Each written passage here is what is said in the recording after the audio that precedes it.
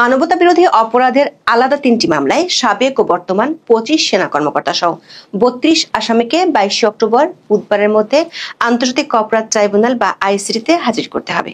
এর মধ্যে 15 কর্মকর্তা সেনা আইন অনুযায়ী সেনাবাহিনীর হেফাজতে আছেন। সরকারের পক্ষ থেকে তাদের জন্য সেনা সদরের ভেতরে একটি ভবনকে বিশেষ কারাগারও ঘোষণা করা হয়েছে। কিন্তু তাদের হেফাজতে রাখা কিংবা গ্রেপ্তারের বিষয়ে আইসিটি প্রসিকিউশন কিংবা আদালতকে এখনো পর্যন্ত কিছুই জানানো হয়নি। যেহেতু আদালত হাজিরার জন্য নির্দিষ্ট সময়সীমা বেঁধে দিয়েছেন এবং 21 অক্টোবর পর্যন্ত এই সময়সীমার মেয়াদ বাড়ানো হয়নি, সে কারণে অভিযুক্তদের আদালতে হাজির হওয়ার ব্যাপারে আইনি বাধ্যবাধকতা তৈরি হয়েছে। প্রশ্ন হলো, 22 অক্টোবর কি এই 15 সেনা কর্মকর্তাকে আন্তর্জাতিক অপরাধ ট্রাইব্যুনালে হাজির করা হবে? আইসিটির প্রসিকিউশন বলছে 15 সেনা কর্মকর্তা সহ তারা যদি হাজির না হন অথবা তাদের হাজির না করা হয় তাহলে তাদের হাজির হতে 2টি সংবাদপত্রে বিজ্ঞপ্তি প্রকাশ করা হবে। সেনাবাহিনীর একাধিক সূত্র বলছে, সেনা হেফাজতে থাকা অভিযুক্ত এই 15 সেনা কর্মকর্তাকে আদালতে হাজির করা হতে পারে। এই 15 সেনা কর্মকর্তার পক্ষ থেকে তাদের আইনজীবীরা জামিনের আবেদনও করবেন। তবে আইসিটির যে ধরনের বিশেষ আদালত, তাতে জামিন সচরাচর দিতে দেখা যায় না।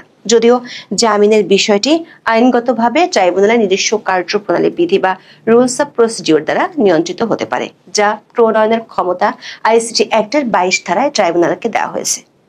সেনা সূত্রে জানা গেছে, 15 সেনা কর্মকর্তাকে আদালতে হাজির করার ক্ষেত্রে তাদের নিরাপত্তাজনিত বিষয়টিকে গুরুত্ব দিয়ে ভাবা হচ্ছে। সে কারণে আদালতে যদি হাজির করার সিদ্ধান্ত হয় তাহলে নিরাপত্তার জন্য ব্যাপক কড়াকড়ি আরোপ করা হতে পারে। বিস্তারিত জানতে চলুন যাওয়া যাক বিশ্লেষণে।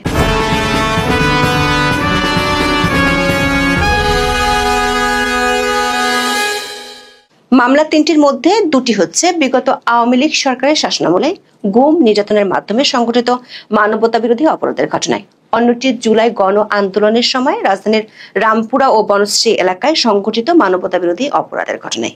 এই 3 মামলায় অভিযুক্তদের মধ্যে সাবেক ও বর্তমান সেনা কর্মকর্তাদের বাইরে আছেন সাবেক প্রধানমন্ত্রী শেখ হাসিনা, সাবেক স্বরাষ্ট্রমন্ত্রী আসাদুজ্জামান খান কামাল, বেনজির আহমেদ সহ র্যাবের সাবেক 3 মহাপরিচালক ও পুলিশের 2 ভারপ্রাপ্ত কর্মকর্তা।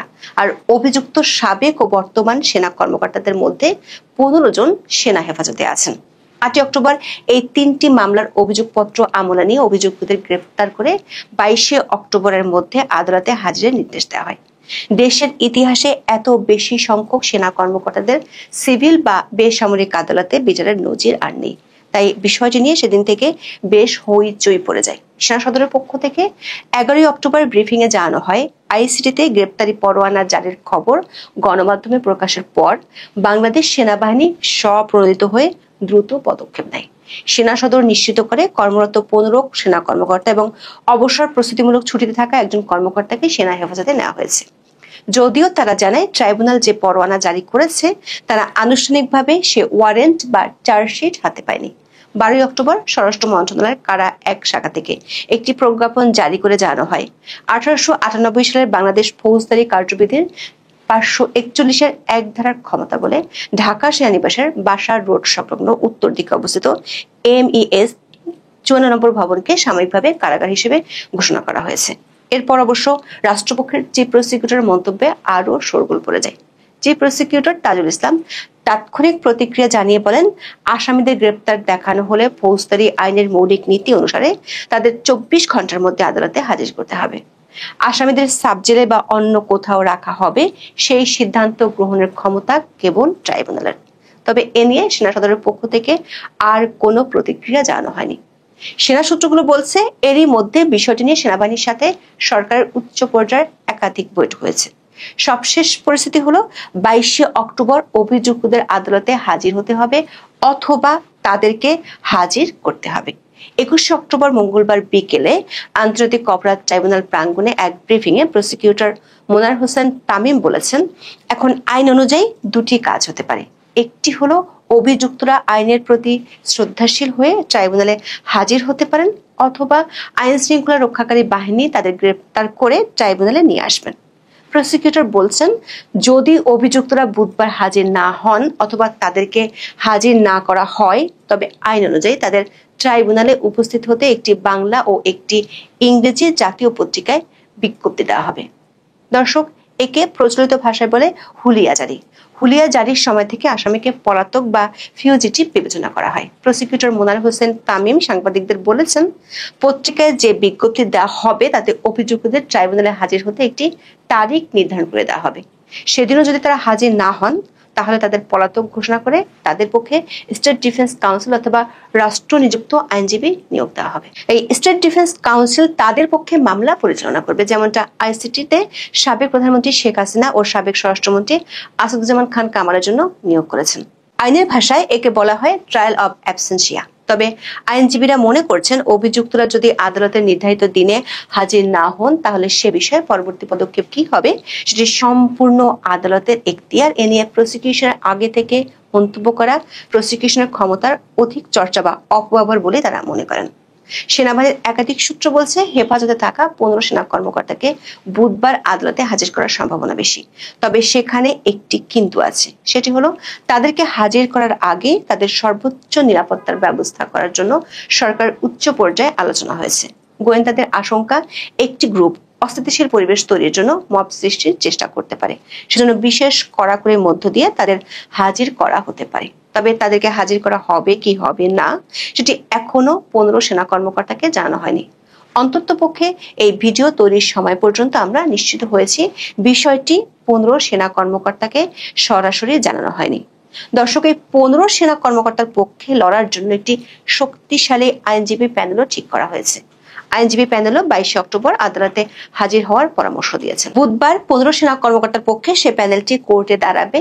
প্রশ্ন হলো, আদালতে যদি হাজির হন অথবা তাদের হাজির করা হয় এরপর কি হতে পারে? আইসিটির প্রসিকিউটর মোনার হোসেন তামিম বলেছেন, ট্রাইব্যুনালে তারা উপস্থিত হয়ে জামিন চাইতেই পারেন। দর্শক, আইনের প্রাধান্য বা ফৌজদারি কার্যবিধির বা সিআরপিসির অপ্রযোজ্যতা বিবেচনা করলে আইসিটি অ্যাক্টের অধীনে অভিযুক্ত আসামির জামিন পাওয়ার সুযোগ খুবই সীমিত এবং অতীতের রেফারেন্সগুলো ঘেঁটে দেখা যাচ্ছে জামিনের বিষয়টি আইনের ভাষায় বলা হয় কার্যত অনুপস্থিত। তবে প্রসিকিউশন বলছে, জামিনের ভিত্তি থাকলে ট্রাইব্যুনাল তাদের জামিন দিতে পারেন। বাংলাদেশের সাধারণ ফৌজদারি আইন বা সিআরপিসিতে জামিনের বিধান সুস্পষ্ট। ধারা 496 ধারাটি জামিনযোগ্য বা বেলাবেল অপরাধের ক্ষেত্রে জামিনকে অধিকার হিসেবে প্রতিষ্ঠিত করে। আবার 497 ধারাটি অজামিনযোগ্য বা নন বেলেবল অপরাধের ক্ষেত্রে আদালতের বিবেচনামূলক ক্ষমতা প্রদান করে। কিন্তু আইসিটি অ্যাক্টের 23 ধারার মাধ্যমে সিআরপিসি সম্পূর্ণরূপে অপ্রযোজ্য ঘোষণা করা হয়েছে। মানে আইসিটিতে সিআরপিসির এসব ধারা বিবেচ্য হবে না। আইনজীবীরা বলছেন, সাধারণ ফৌজদারি আইনের অধীনে প্রাপ্ত জামিনের সংবিধিগত অধিকার, আইনের ভাষা যাকে স্ট্যাটিউটরি রাইট বলা হয়, সে অধিকার আইসিটিতে অভিযুক্তদের জন্য প্রযোজ্য হয় না। তা সত্ত্বেও জামিন দেওয়ার এখতিয়ার সম্পূর্ণরূপে আদালতের। আইনগতভাবে বিষয়টি ট্রাইব্যুনালের নিজস্ব কার্যপ্রণালী বিধি বা রুলস অফ প্রসিডিউর অনুযায়ী সিদ্ধান্ত হবে। প্রসিকিউটর মোনার হোসেন তামিম বলেছেন, আদালত জামিন না দিয়ে অভিযুক্তদের জেল হাজতে পাঠানোর আদেশও দিতে পারেন। সেক্ষেত্রে স্বরাষ্ট্র মন্ত্রণালয়ের অধীনে কারা কর্তৃপক্ষ সিদ্ধান্ত নেবে তারা কোন কারাগারে থাকবেন। সেনা সূত্রগুলো বলছে, মামলাগুলো বিচার শেষ না হওয়া পর্যন্ত সেনাবাহিনী চায় এই 15 সেনা কর্মকর্তা সেনা হেফাজতে থাকুক। সেনা সূত্রগুলো বলছে, এই 15 সেনা কর্মকর্তার পক্ষে সেনাবাহিনীর সর্বোচ্চ পর্যায়ের কোনো কর্মকর্তা জামিনদার হতে পারেন। তবে পুরো বিষয়টি নির্ভর করছে সেনা সদরের সাথে সরকারের উপর শেষ মুহূর্তের আলোচনা এবং সিদ্ধান্তের উপর। আইনজীবীরা বলছেন, আরো একটি বিষয় কালকে শুনানিতে গুরুত্বপূর্ণ হয়ে উঠতে পারে। সাধারণ ফৌজদারি আইনে অভিযুক্ত ব্যক্তি দোষী সাব্যস্ত না হওয়া পর্যন্ত তার নাগরিক বা রাজনৈতিক অধিকার সাধারণত খর্ব হয় না।